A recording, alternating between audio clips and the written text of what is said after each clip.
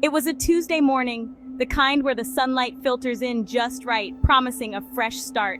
But even as I stood there, coffee in hand, I could feel the weight of the day pressing in before it had even begun. Somehow, it felt like I was already behind on a Thursday, as if the week had sprinted ahead and left me scrambling to catch up. The clock ticked louder than usual, each minute a reminder of everything I hadn't done yet.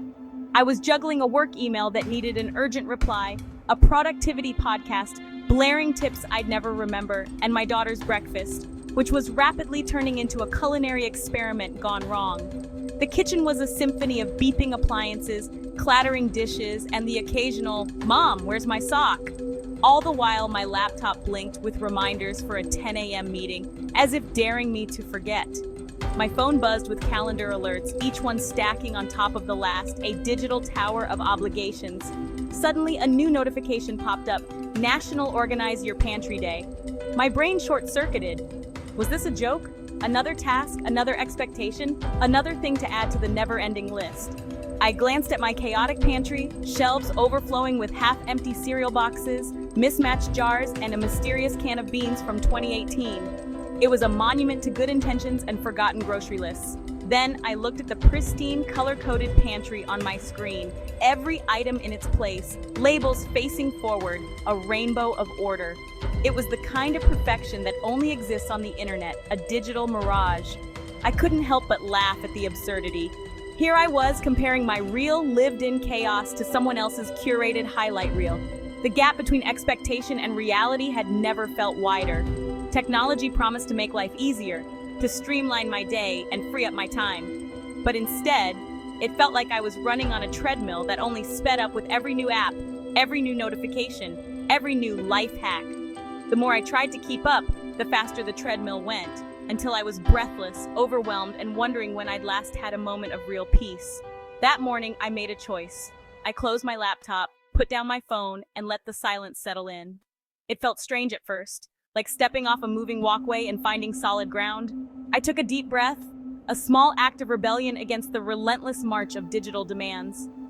For a moment, I let myself just be, without the pressure to optimize, organize, or achieve. The problem wasn't my messy pantry. It wasn't the clutter or the chaos or the half-finished projects. It was the way I'd surrendered my peace to the constant noise, the endless stream of reminders telling me I was never enough. I realized I'd let my devices dictate my day, my mood, even my sense of self-worth. The digital noise had drowned out my own voice, my own priorities. But there's an off switch, not just for devices, but for my own mind.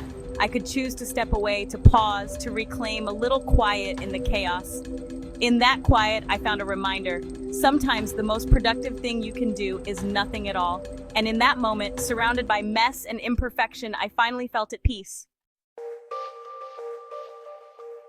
Digital overwhelm isn't just about too much screen time. It's about the invisible digital workload women carry. We're the default caregivers, social coordinators, and emotional epicenters, now managed through endless apps and notifications. Each ping is another task, another person relying on us to keep the world spinning. The lines between work, home, and self are blurred. We're always on call. Social media amplifies the pressure, fueling comparison and anxiety. Recognizing this digital burden is the first step to breaking free. My phone was the first thing I grabbed in the morning and the last thing I saw at night. I told myself it was about productivity, but really, it was compulsion. I'd start my day with anxiety, triaging emails before I even got out of bed. Even family time was fragmented, physically present but mentally elsewhere. I felt perpetually tired, anxious, and disconnected, trading real presence for virtual productivity. The illusion of connection online left me feeling more isolated than ever. My creativity and focus suffered, and my relationships did too. My phone, meant to connect me, was actually disconnecting me from what mattered most. My turning point came after that pantry notification. It was just a simple buzz, a sound I'd heard 1,000 times before, but for some reason, that day it felt different. It was as if the noise echoed through my entire body, making me stop in my tracks. I remember standing there, phone in hand, surrounded by shelves of cereal boxes and canned goods, feeling the weight of every unread message and unfinished task pressing down on me. I stood in my cluttered pantry, exhausted, Not just physically, but deep in my soul. The mess around me seemed to mirror the chaos inside my mind. My hair was a mess, my shoulders slumped, and I felt like I was carrying the world on my back. Every shelf, every crumb on the floor seemed to whisper reminders of things I hadn't done, things I'd forgotten, and things I was supposed to care about. For the first time in years, I did nothing. I just breathed. I closed my eyes and let the air fill my lungs, feeling the rise and fall of my chest. It was such a simple act, but it felt revolutionary. I realized how long it had been since I'd allowed myself to just exist, without rushing to the next thing or checking my phone for the next notification. The silence was both terrifying and peaceful. It was as if I was meeting myself for the first time in ages. The quiet felt unfamiliar, almost uncomfortable, but also strangely comforting. I could hear the hum of the refrigerator, the distant laughter of my daughter in the other room, and my own heartbeat slowing down. I realized I was addicted to the noise, craving peace more than productivity. I'd been filling every moment with distractions, thinking that staying busy meant I was doing well. But in that stillness, I saw how much I longed for calm, for a break from the constant demands and digital noise. I wanted to truly hear my daughter, to read a book without phantom phone buzzes.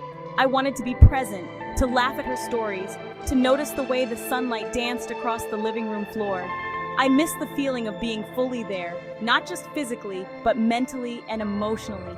I was done letting algorithms dictate my life. I was tired of feeling like a puppet, my strings pulled by every ping and alert.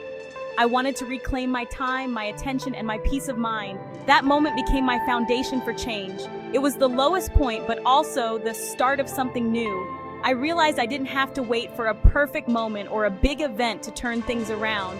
I could start right there in my messy pantry with a single breath and a single decision.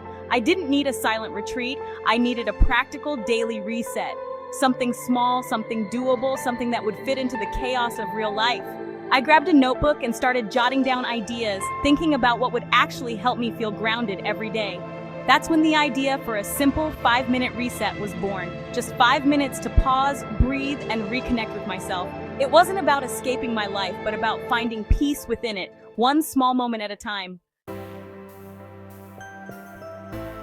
In our fast-paced, always-on world, it's easy to feel overwhelmed, scattered, or disconnected from ourselves.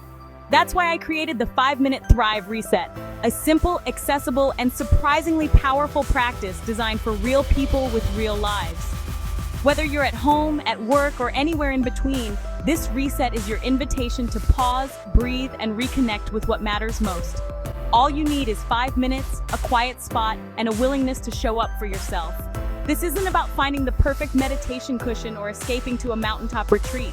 It's about carving out a small pocket of time wherever you are to nurture your mind and body.